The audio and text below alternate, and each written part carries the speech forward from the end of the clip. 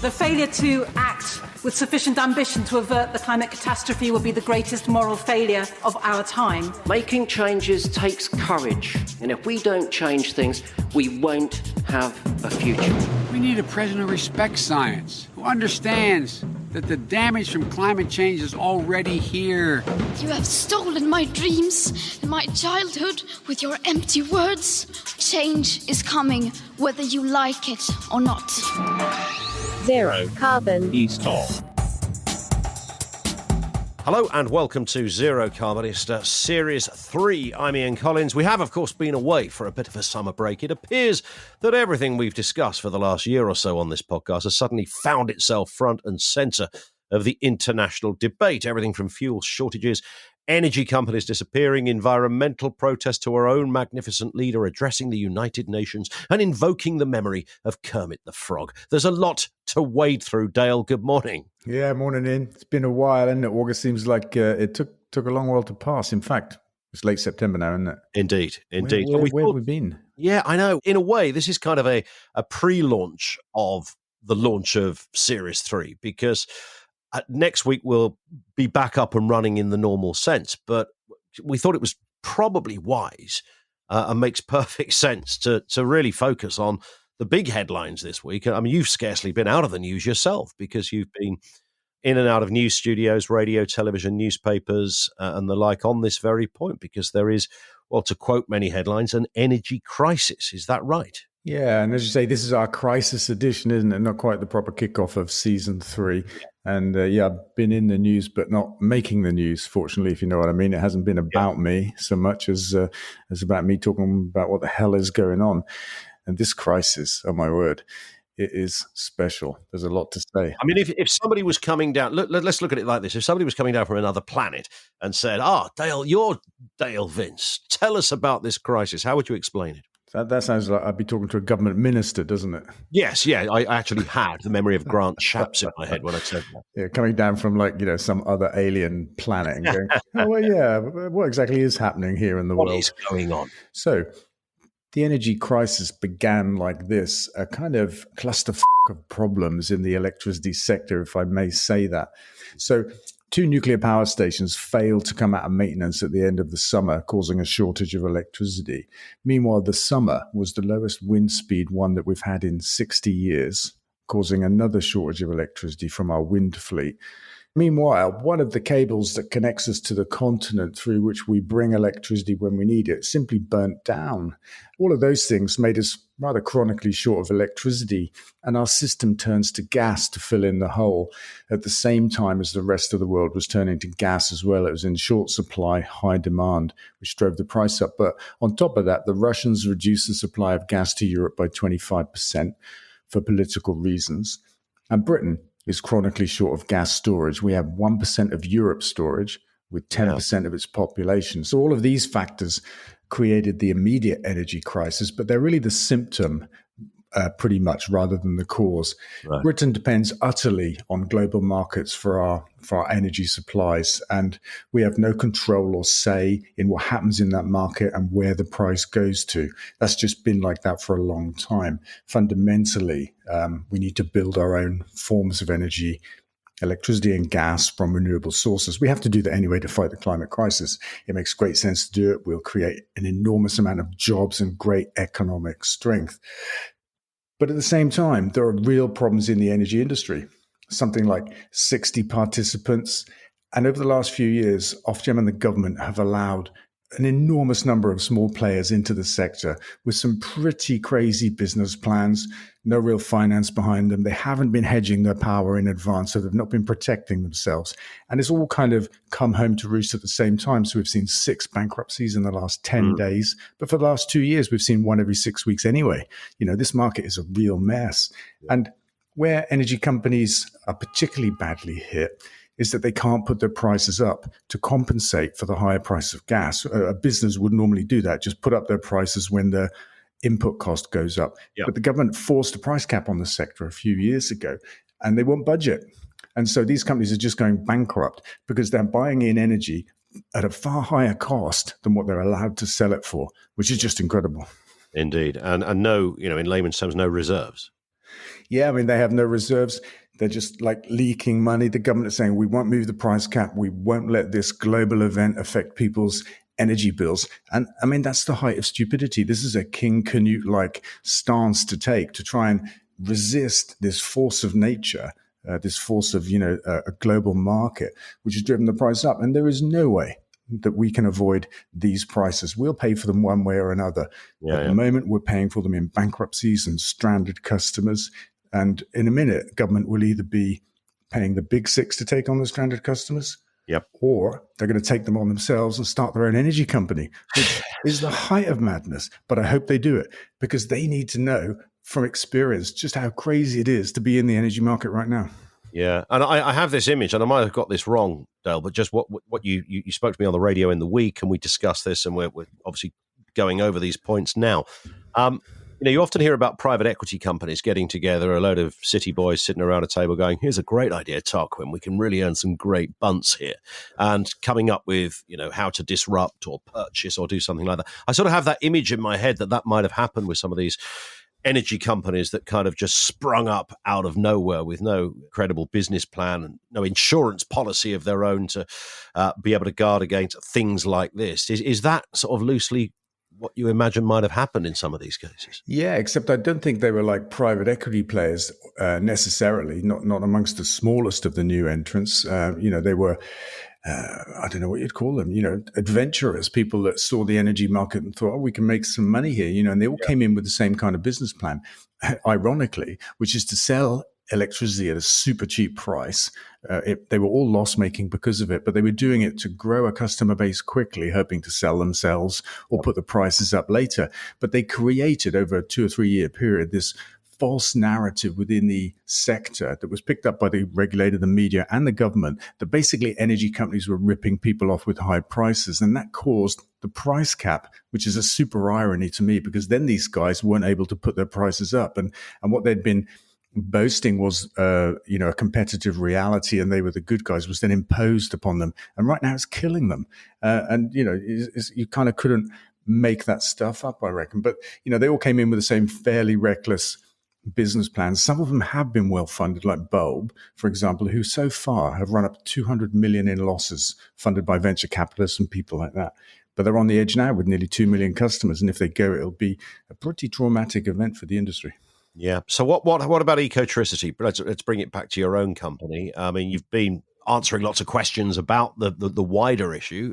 What about your own setup? I mean, you guys have functioned very differently from the aforementioned. That's clearly a saving grace now.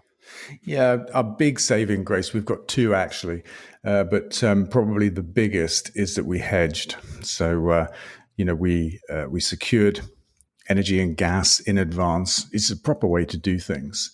And we got 90% hedge for the next 12 months, which is as far as you can practically do. The other 10% are at the peak times of the day, and you just can't buy them in advance. And so we have an exposure, but it's nowhere near the exposure of a company that's not hedged. And not hedging is a strategy, actually, from some companies. It's basically a gamble. You go short into the market. Yep. And for the last few years, it's worked out for everybody that did it, because the market price kept falling, and then you win. But when the market price goes up, you lose big time. And that's what's happening now. Yeah. If you're landing on red and not black, at some point, the stats are, the law of averages are going to be against you at some point. And that's where we're at right now. We keep hearing these headlines. I'm listening to Grant Shapps this morning doing a tour of the TV studios, Kwasi Kwarteng. Again, we'll come back to that and his nuclear plant idea. But the big question, of course, that keeps coming up is, are we going to see this? The phrase winter of discontent keeps coming up.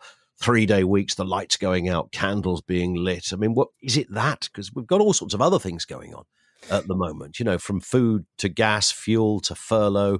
There's this almost perfect storm of JIP coming our way. It's incredible, isn't it? Overnight, there was a news that petrol stations are running out of petrol. Yeah, again, first time since 2020. That's not that long ago, is it? Yeah. Anyway, so petrol's running out. The shelves of supermarkets are empty. We've got a chronic shortage of drivers and care workers, actually. And bin men are leaving their bin jobs to get HGV jobs because they pay better. Yeah. Which is incredible. People in the social sector are leaving there because Amazon pays better. You never thought you'd hear that. No. And our government just seem completely unfit for the job here because the response in every case is just wrong. Johnson said, this energy crisis will be over in 3 weeks. It's okay. We'll protect everybody from rising prices. We'll do everything we have to do. Reality is, Kwarteng came out yesterday and said, we're not going to help anybody out energy company wise. We aren't even going to pay the big six to take the stranded customers. And so if we have to, we'll start our own energy company. Madness. When it comes to lorry drivers, the HGV industry has been very clear to the government, just change the rules to allow some drivers in from other countries, to reverse some of the effects of Brexit, because we have a chronic shortage. Government refuses, says, now we're going to skill everybody up and it's all part of our high wage, high skill economy. But, where are the people coming from? If they leave one job to get an HGV job, they leave a job, they leave a hole, we just don't have enough people. And I think it's just incredible. How long before we see the army, not on the streets to quell unrest, but driving HGVs and stacking supermarket shelves and maybe even working in care homes? How long before that happens? So we've run out of gas and we've run out of people. So we're in this very strange. But this is like a bad Netflix show, isn't it? Ready to happen. It's like some kind of apocalypse, but a kind of gentle one. It's like an economic apocalypse.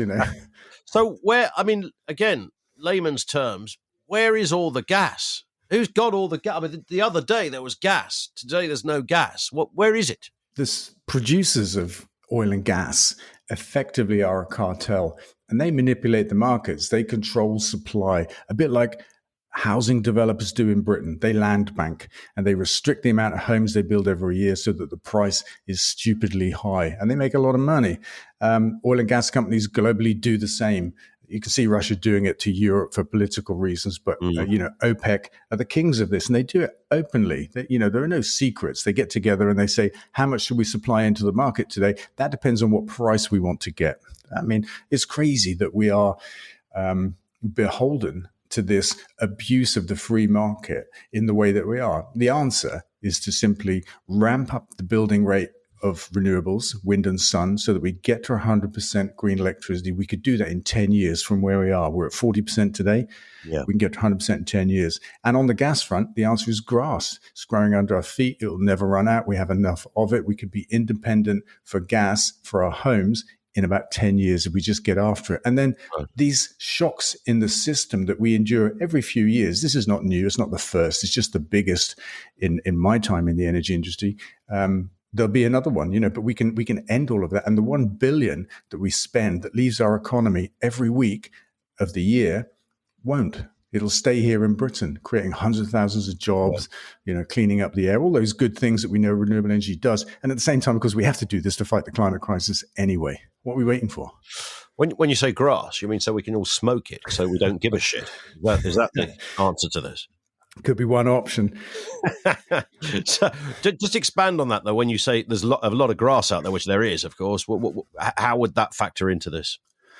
Well, we've announced this week. It's great timing for us. We were doing it anyway, but right in the middle of this gas crisis, we've announced a new way to make gas, which is from grass. And our first project is being built in Reading. We've been working on the ideas for many years now, and this first project will make enough gas for 4,000 local homes by harnessing 3,000 acres of land all around it. It's based on a farm. So we won't use lorries to transport the fuel. We'll just use tractors and trailers. So it's really super low impact. The gas itself is carbon neutral over a very short lifespan of about 6 months. And we can put it into the gas grid, and you can't tell the difference between it and fossil fuel gas. We can keep the same boilers, keep the same cookers. Nothing has to change. All we have to do is change the gas that we put into the grid in the way that we've been doing with electricity for 20 odd years. So it's a wonderful idea. And then if you look at the amount of grass in Britain to see what's the potential here, there's actually enough being grazed at the moment by animals in the food industry. There's more than enough to actually power all of Britain's homes. We need 2/3 of it, actually. 2/3 of farmland that's being grazed. If we turn it over to grass for gas, then we become independent for gas. But that has an impact on our diets. When you look at that, we need a 10% reduction in red meat consumption to compensate for that, which is 1% a year for 10 years. If you look at the Climate Change Committee's targets for us to get to zero carbon as a country, they're saying we have to cut that consumption by at least 20%. So we're well under that threshold. And if you look at the drop in red meat consumption over the last 10 years, it's 30%. So we're well under the background noise anyway. So it's a simple change in our diet, a gradual reduction of 1% a year, and we can give that land up to make gas and be independent. There is another option, of course. The business sector has come up with it, a new nuclear power plant. Yeah, you got to love it. You're not going to build that by next Tuesday anyway, are you? Apart from everything else. But, you got to love it. Why does this pop its head up, all of the time? Why are we fixated on these huge, expensive, slow solutions? So it takes 10 years to plan a nuclear power station. It takes 10 years to build a nuclear power station. And then it takes another 10 years for it to be carbon neutral. We haven't got 30 years. We haven't even got 10 years. We've got to get this done now. This is in Wales, this supposed idea. The business sector is reported to be a key advocate of the new plant. But as you say, 30 years away? That's madness. It's madness. Look at Hinkley.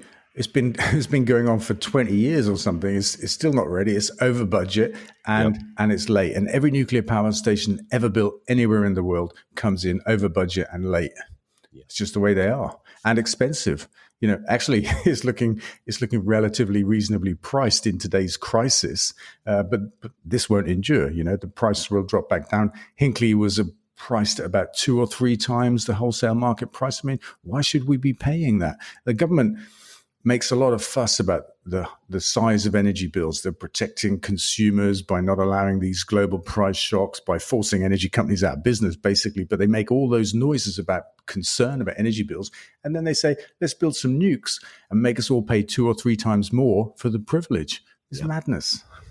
This came in from Lisa on Twitter. It ties in with what you've just been talking about. I know you did the piece with the Daily Express, and then Twitter kind of exploded at the idea that you're going to be taking away our boilers or something. Lisa says, are you back on the weed? How can you possibly tell us to keep our old gas boilers?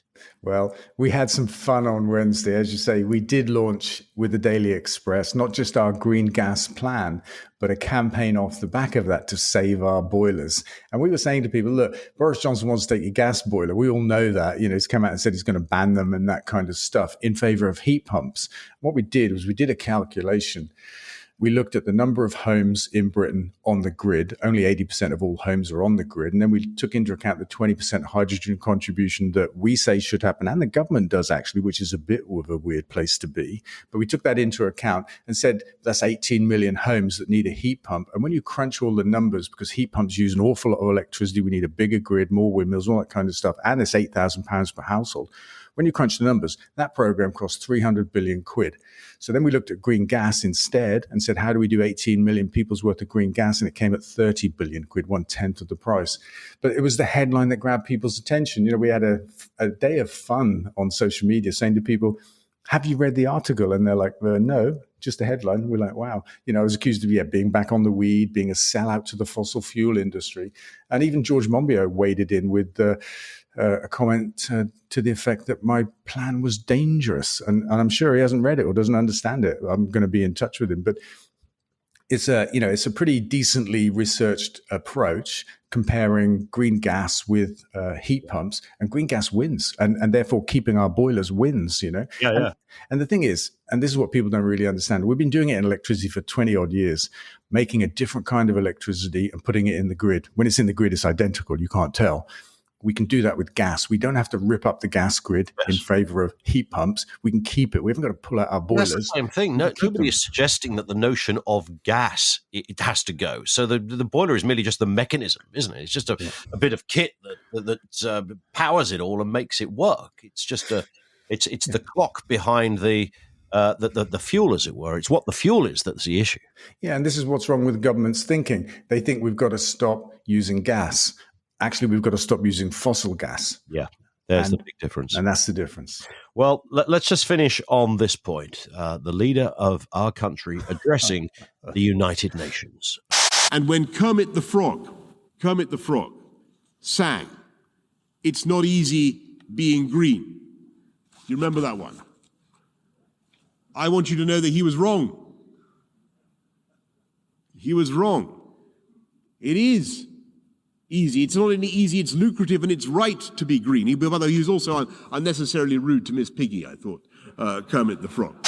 So that came fresh on the back of Boris saying we've all got to grow up, and his way of articulating that was to invoke the memory of the Muppets. Oh, I mean, I love that and hate that all at the same time.